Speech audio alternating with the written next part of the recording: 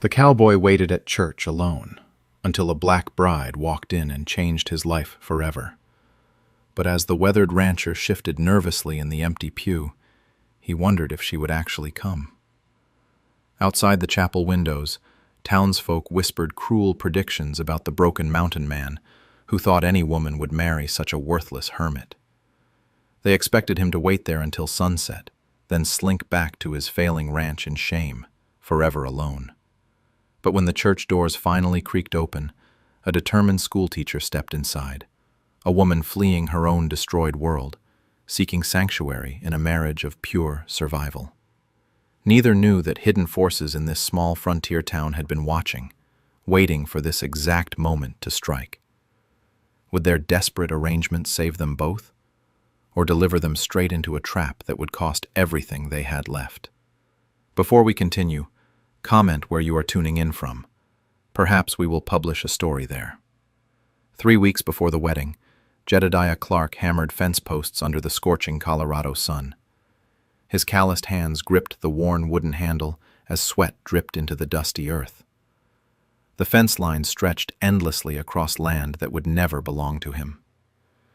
Sheriff Amos Greer rode up on his chestnut mare, a cruel smile spreading across his weathered face.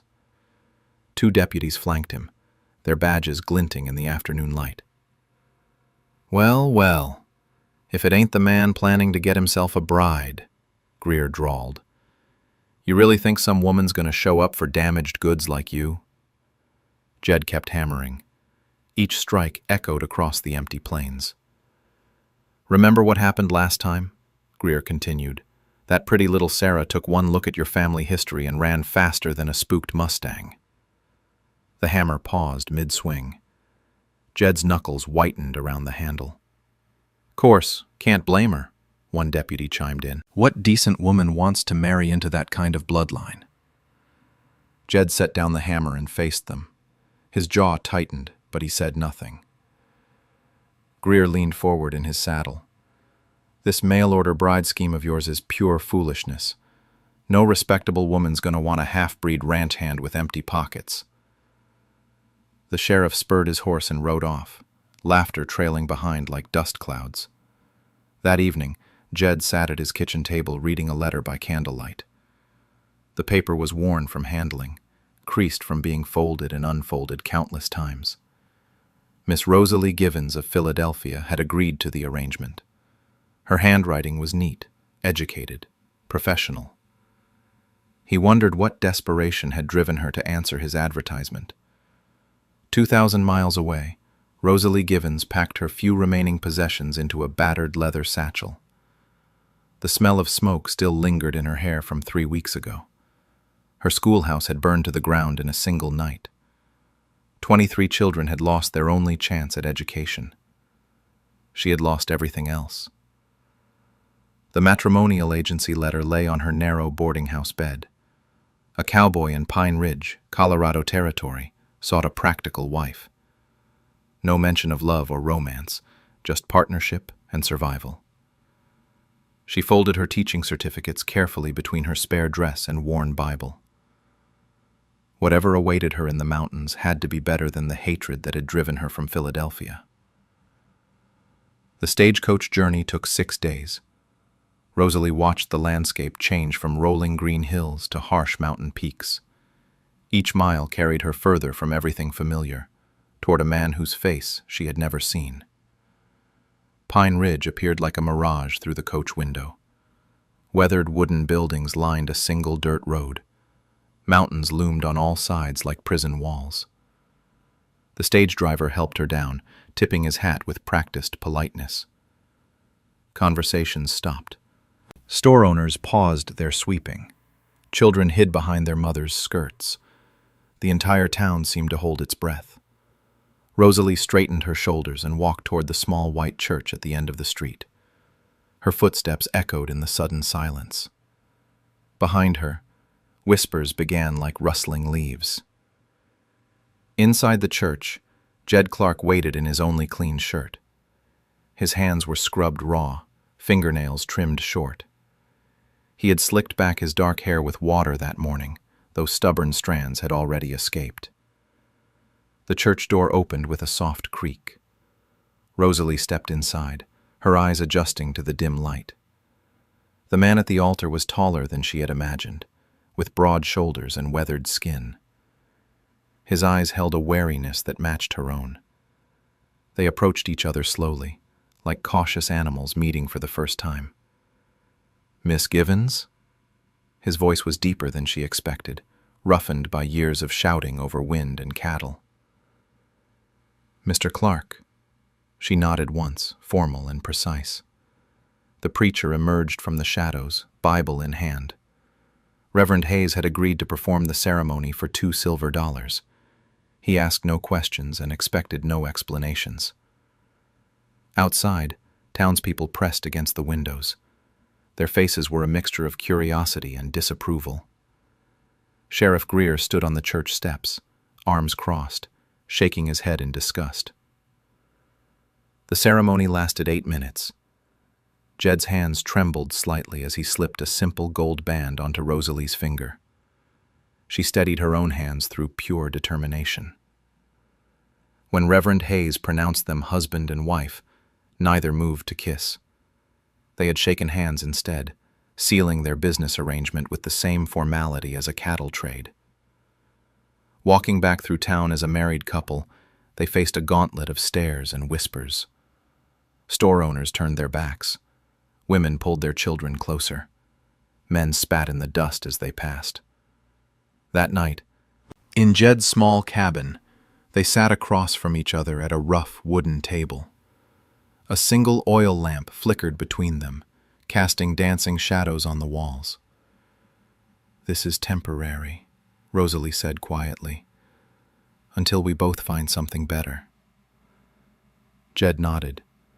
Separate bedrooms, separate lives, just partners on paper. Neither spoke of the loneliness that had driven them to this moment. Neither mentioned the fear that this arrangement might be their last chance at survival in a world that had already judged them unworthy. Outside, the mountain wind howled through the pine trees, carrying with it the promise of winter and the whispered threats of a town that wanted them both gone. The first 3 days passed in awkward silence. Jed left before dawn to tend cattle on neighboring ranches. Rosalie swept the cabin, mended his torn shirts, and cooked simple meals they ate without conversation. Their wedding rings felt foreign on their fingers. On the 4th morning, a black carriage rolled up the dirt path to their cabin. Gold trim gleamed in the sunlight. The driver wore a pressed uniform and polished boots. Jed emerged from the barn, Hay still clinging to his work shirt. A thin man in a dark suit stepped down from the carriage. He carried a leather briefcase and wore spectacles that caught the morning light.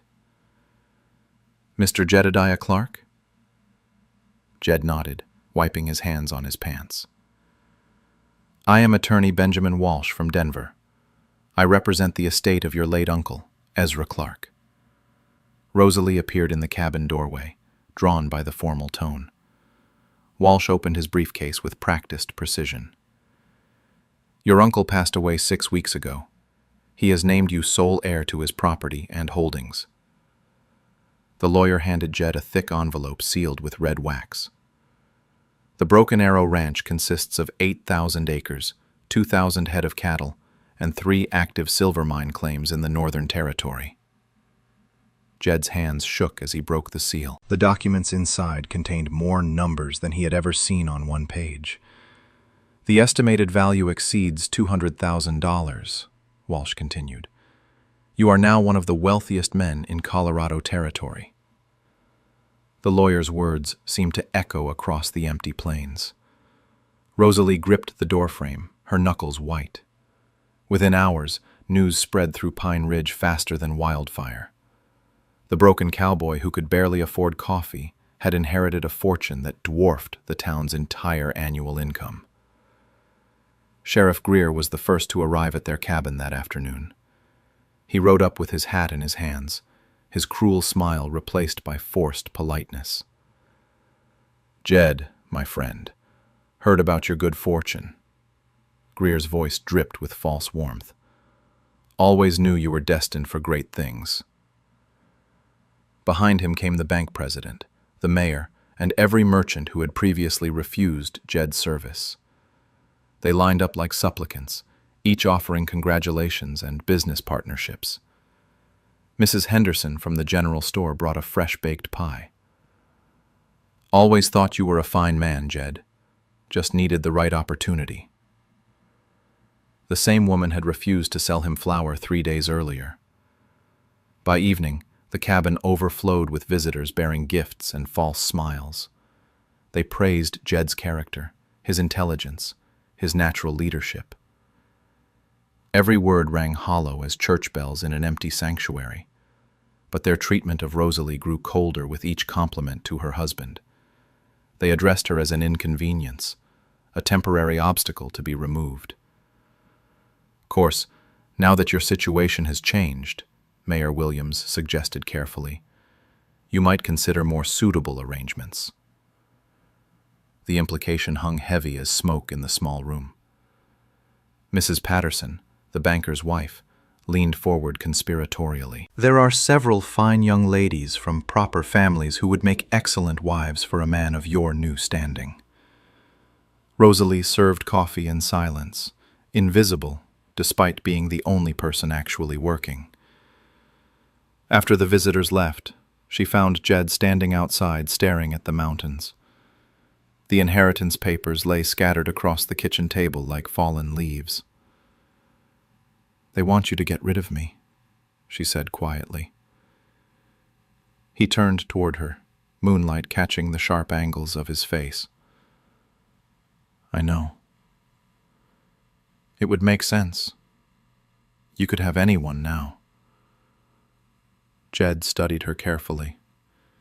In 3 days, she had transformed his chaotic cabin into something resembling a home. His shirts were mended, his accounts organized, his meals prepared with quiet efficiency. "What do you think we should do?" The question surprised her. No one had asked her opinion about anything in months. "I think we should move to your uncle's ranch and continue our arrangement," she said. "But the pressure will only get worse." The next morning, they loaded their few possessions into Jed's wagon. The Broken Arrow Ranch sat 15 miles north, nestled in a valley between 2 mountain peaks. The main house rose 3 stories, with wraparound porches and carved wooden details. Barns and outbuildings dotted the property like a small village. Rosalie walked through the grand rooms in amazement.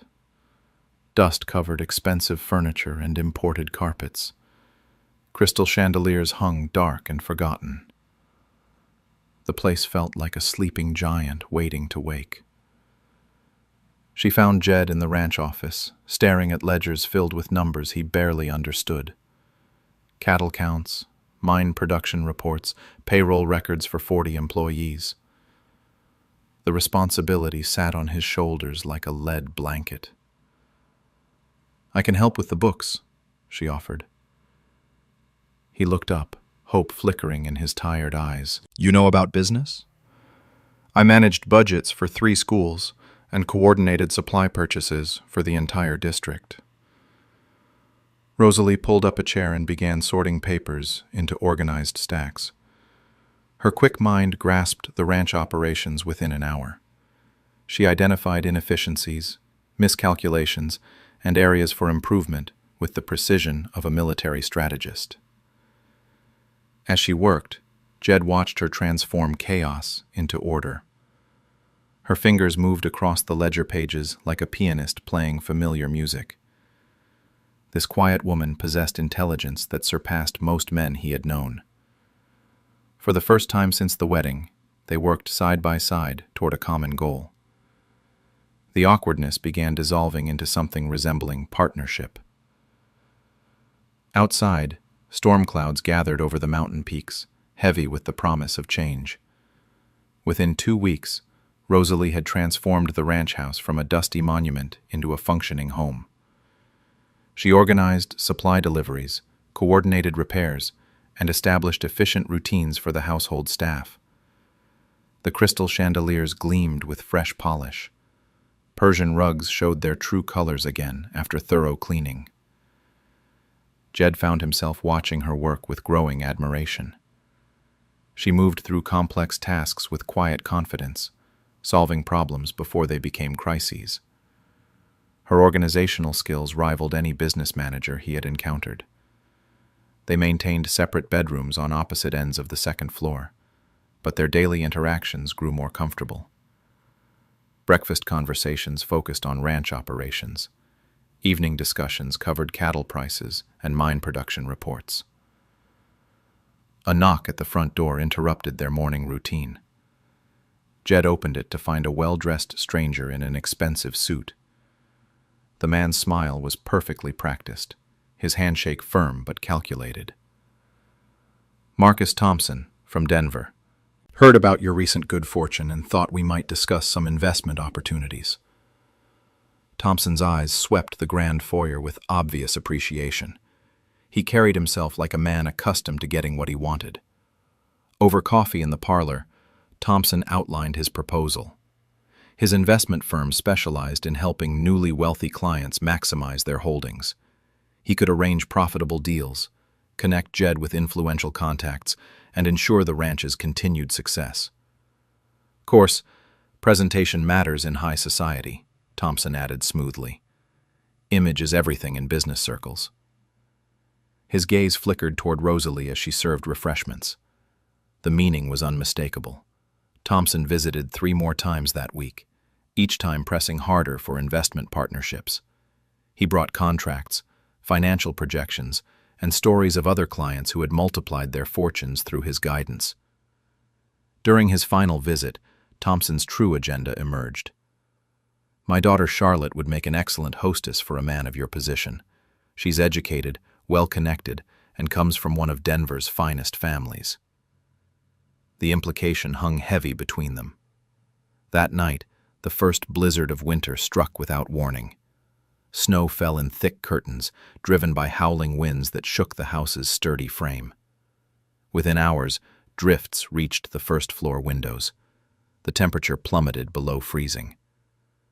Jed secured the animals while Rosalie prepared the house for a long siege. She moved food supplies upstairs, stocked firewood in every room, and filled containers with water before the pipes froze solid. By morning, they were completely cut off from the outside world. The storm showed no signs of weakening. Wind screamed through the mountain passes like tortured spirits. For the first time since their wedding, they were truly alone together. The isolation stripped away their careful politeness. Conversations became more honest, less guarded. They shared meals by the fireplace, reading together in comfortable silence. The grand house felt intimate when reduced to a few warm rooms. On the third night, Rosalie found Jed staring into the fire with haunted eyes. "Sarah left because of what I am," he said quietly. "Half Cherokee on my father's side. Grandmother was full-blood, lived on the reservation until she died." The confession surprised them both. He had never spoken those words aloud. Rosalie set down her book. "My school in Philadelphia taught freed slaves and their children. The community called it unnatural, dangerous. They burned it down, with all our books inside." The fire crackled between them, filling the silence. "I had 23 students," she continued. "Some barely knew their letters when they arrived. Within 2 years, they were reading Shakespeare and solving complex mathematics. Their parents worked double shifts to pay tuition." Her voice carried a mixture of pride and grief. "The night they burned us out, someone painted words on my boarding house door, told me to leave town or face worse than losing a building." Jed studied her face in the firelight. This quiet woman had risked everything to educate children the world wanted to keep ignorant. She had shown more courage than most men he knew. "Sarah said she couldn't bear the shame of having mixed-blood children," he admitted. "Left me standing at the altar in front of the whole congregation." People fear what challenges their small thinking, Rosalie replied. But their fear doesn't define our worth. The blizzard raged for 6 more days. They developed routines that brought them closer together. Morning coffee by the kitchen fire, afternoon work sessions managing ranch business, evening conversations that stretched past midnight. Rosalie's intelligence impressed him more each day. She grasped complex mining contracts faster than lawyers, identified market trends in cattle prices, and suggested operational improvements that would save thousands of dollars. Her teaching background showed in everything she did. She explained complicated concepts with patient clarity, organized information into manageable systems, and approached problems with analytical precision. During the storm's final night, they sat together on the parlor sofa reviewing financial reports. Their shoulders touched as they leaned over the same ledger. Neither moved away. "Marcus Thompson wants to buy the ranch," Jed said suddenly. Rosalie looked up from the numbers. "All of it?" "Everything. The cattle, the mines, the land. He's offered $300,000, well above market value." She studied his face carefully. "What do you want to do?" "6 months ago I would have sold immediately. More money than I could spend in 10 lifetimes. And now?" Jed gestured around the warm room, at the organized papers, at the life they had built together. "Now I think we have something worth keeping." The word "we" hung between them like a bridge neither had expected to build. Outside, the storm finally began to weaken, but inside the ranch house, something deeper than weather had changed forever. Marcus Thompson returned 3 days after the blizzard ended, accompanied by a young woman in an elaborate blue dress. Charlotte Thompson possessed the pale beauty and practiced manners of Denver high society. Her smile never wavered, even when her eyes grew cold. "My daughter wanted to see your magnificent ranch," Thompson announced, his arm possessively around Charlotte's waist. "She has such an appreciation for fine properties." Charlotte glided through the house like she already owned it. She critiqued the furniture placement, suggested decorating changes, and spoke of hosting elaborate parties for Denver's elite families. Rosalie served tea in the parlor, invisible as furniture to their guests. Charlotte discussed her vision for the ranch as if Rosalie did not exist. "The house needs a woman's touch," Charlotte declared. "Someone who understands proper society expectations." Thompson nodded approvingly. "Charlotte graduated from the finest finishing school in Boston. She speaks French fluently and plays piano beautifully." That evening, after the Thompsons departed, Jed found Rosalie in the kitchen, washing dishes with mechanical precision. Her movements were sharp, controlled, anger barely contained. "She's everything you should want," Rosalie said without turning around. "Beautiful, educated, socially acceptable." Jed leaned against the doorframe. "Is that what you think I want?" "It's what makes sense, what the world expects." The following week brought subtle pressure from multiple directions. Bank President Williams visited to discuss loan opportunities that required a more established social presence. Mayor Patterson suggested hosting community events to strengthen business relationships. Every conversation carried the same underlying message. Jed needed a wife who could navigate high society, someone who would enhance rather than damage his reputation. Sheriff Greer escalated his harassment of the ranch hands. He arrested 2 cowboys on fabricated charges of public drunkenness. Another was jailed for supposedly disturbing the peace. Each arrest cost Jed $50 in bail money and created staffing problems. Rosalie noticed the pattern first. She tracked the arrests, noting their timing coincided perfectly with crucial ranch operations. Someone was deliberately sabotaging their workforce at strategic moments. She began investigating quietly, using skills developed during her teaching years when she had to document threats against her school. Her organized mind cataloged suspicious incidents, recording dates, times, and patterns that others missed. Late one evening, while organizing correspondence in the ranch office, she discovered something that made her blood run cold.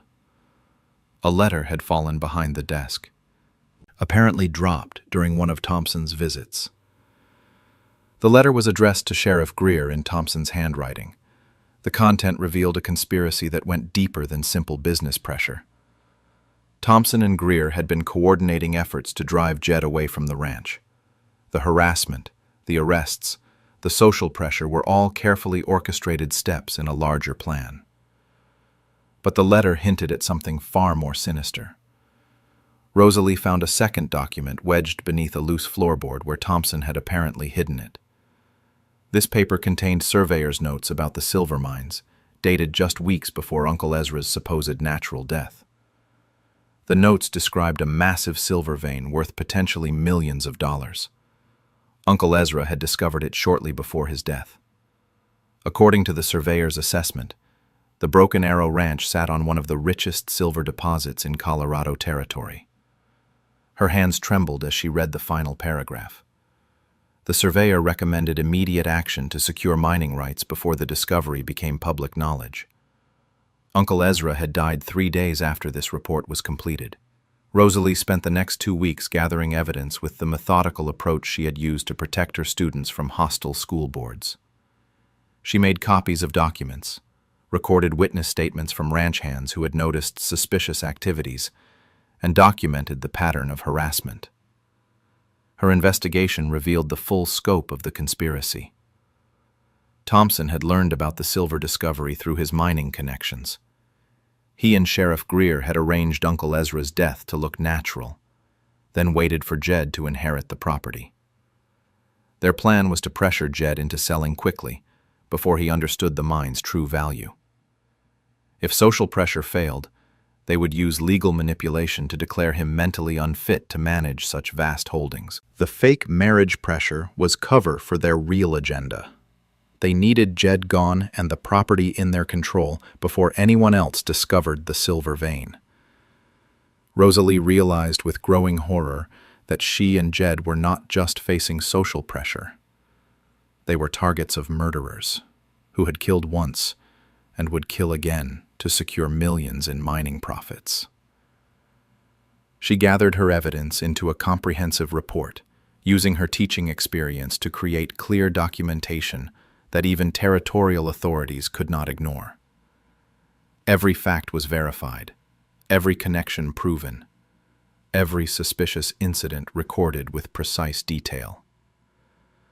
The ranch office became her command center as she worked through nights documenting the conspiracy.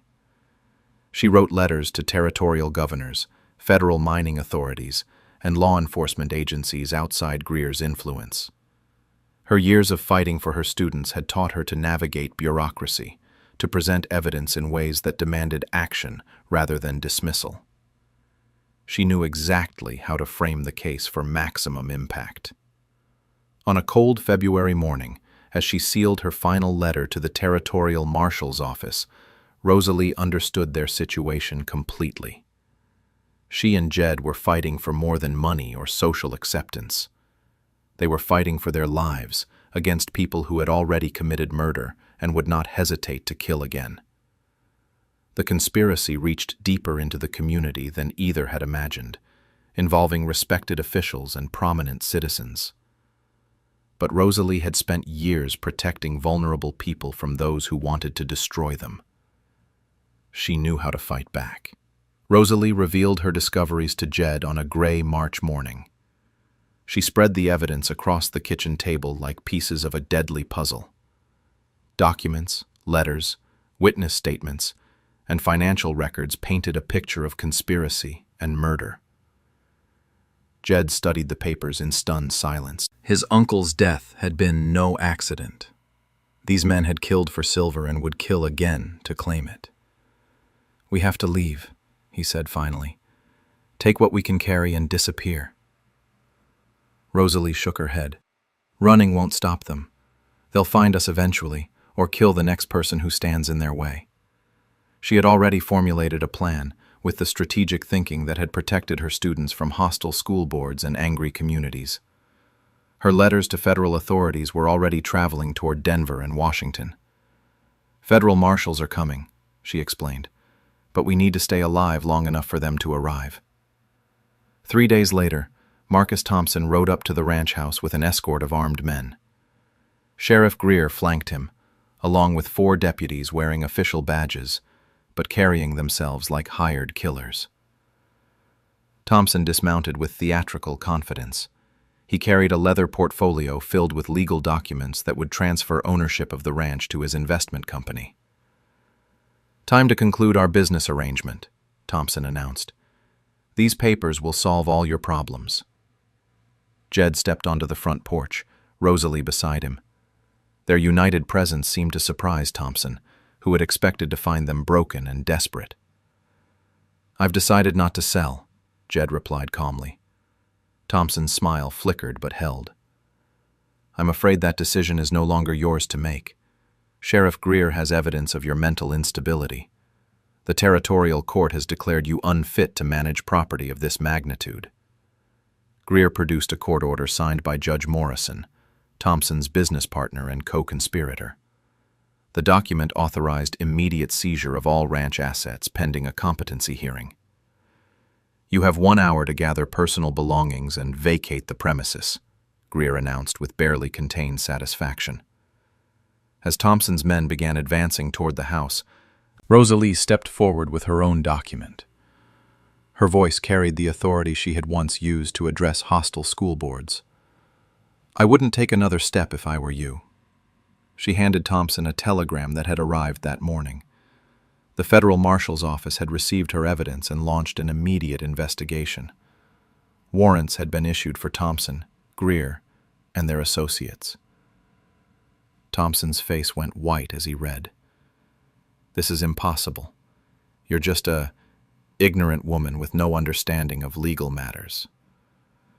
"I documented every detail of your conspiracy," Rosalie replied, "including evidence that you murdered Ezra Clark for his mining claims." The sound of approaching horses echoed across the valley. A dozen federal marshals rode toward the ranch house, their badges glinting in the afternoon sun. Leading them was Marshal William Harrison, a man whose reputation for incorruptible justice was legendary throughout the territory. Thompson grabbed for his pistol, but found himself surrounded before he could draw. His hired deputies threw down their weapons rather than face federal charges. Even Sheriff Greer raised his hands in surrender. Marshal Harrison dismounted and approached Rosalie with respectful acknowledgement.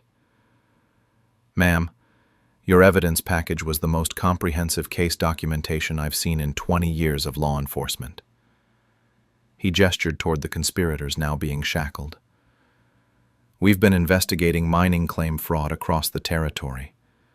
Your information connected crimes in 4 different counties." Within an hour, Thompson and his associates were loaded into a prison wagon bound for Denver. The forged court documents were declared invalid. The ranch ownership remained secure. As the marshals prepared to depart, Harrison pulled Jed aside. "Your wife has an exceptional mind for investigation. She could have a career in federal law enforcement if she wanted it."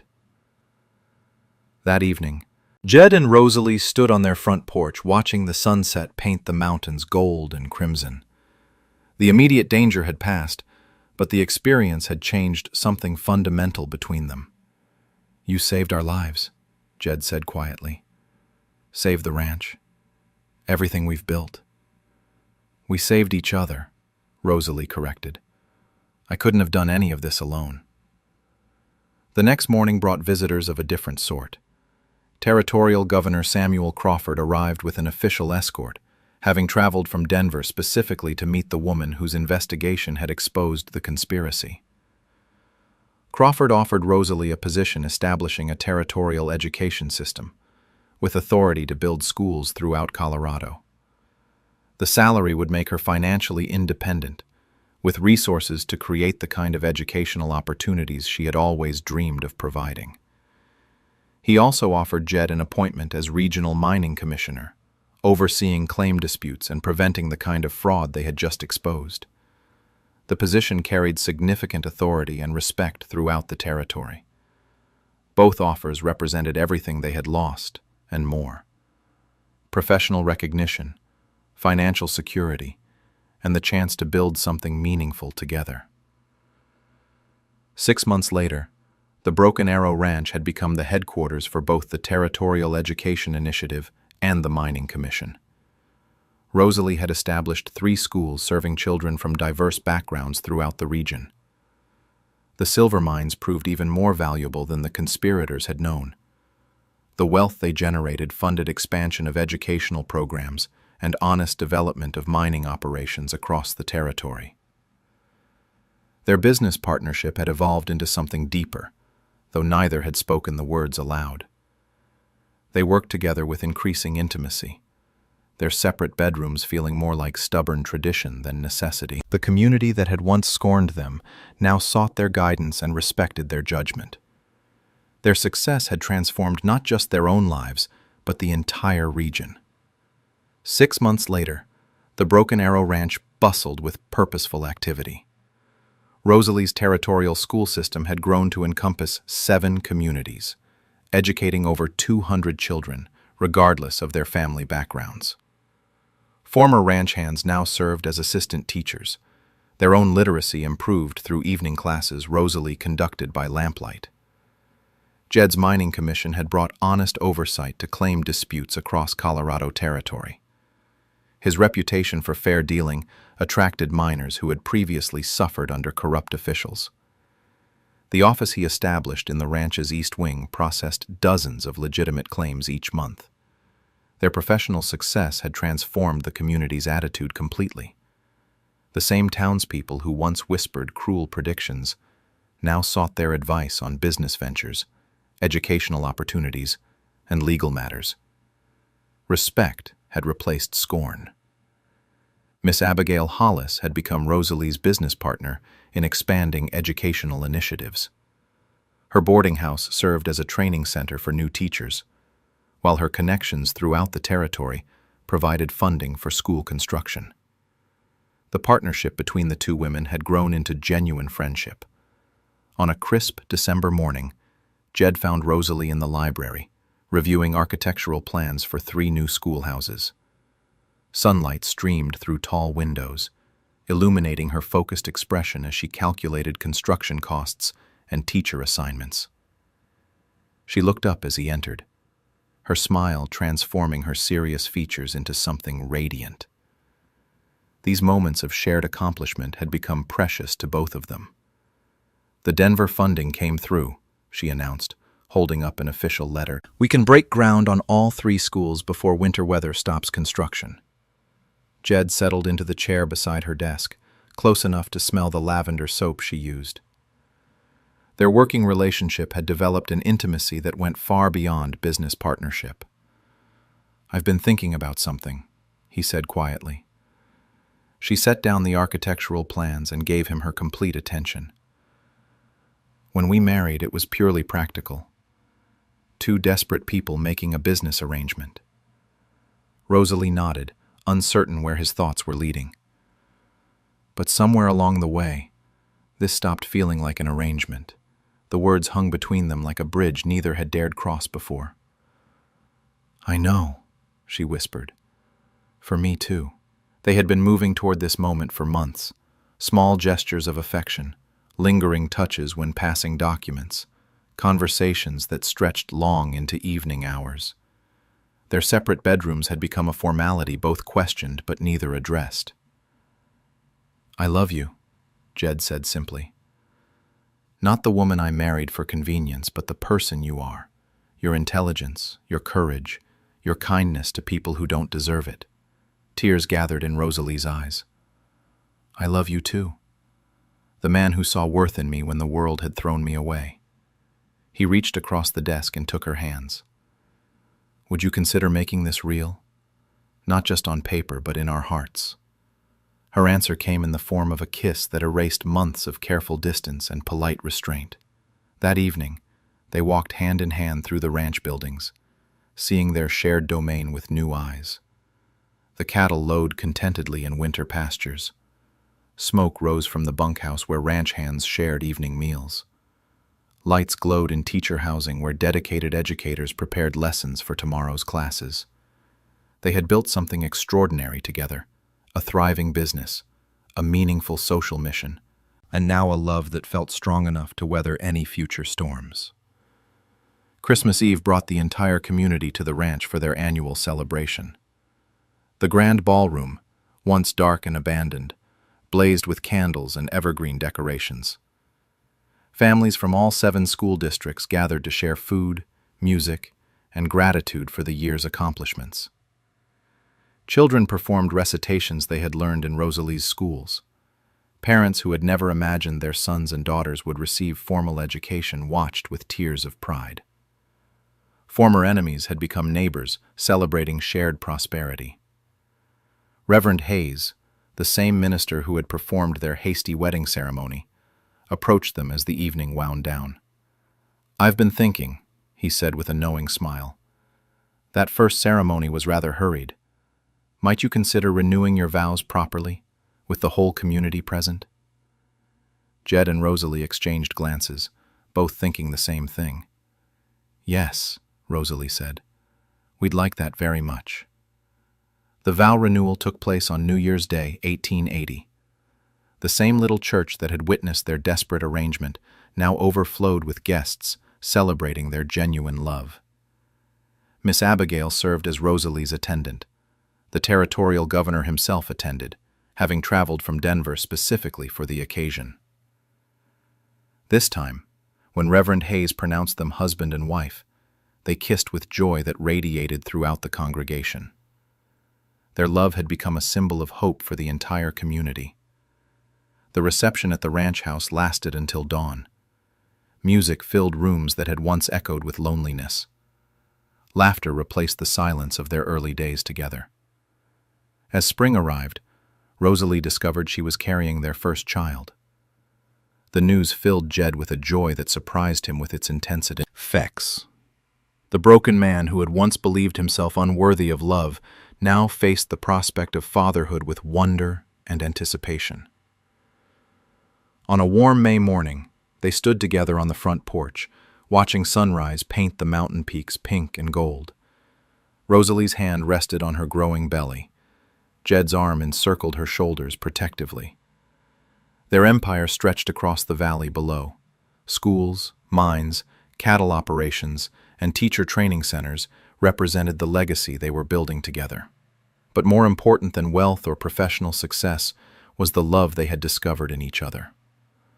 The cowboy who had waited alone in that empty church had found more than a bride. He had found his equal, his partner, and his greatest love.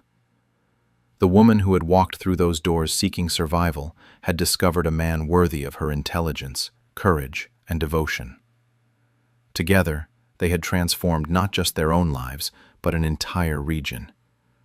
Their story had become legend, proof that love could triumph over prejudice, and that 2 hearts united in purpose could change the world around them.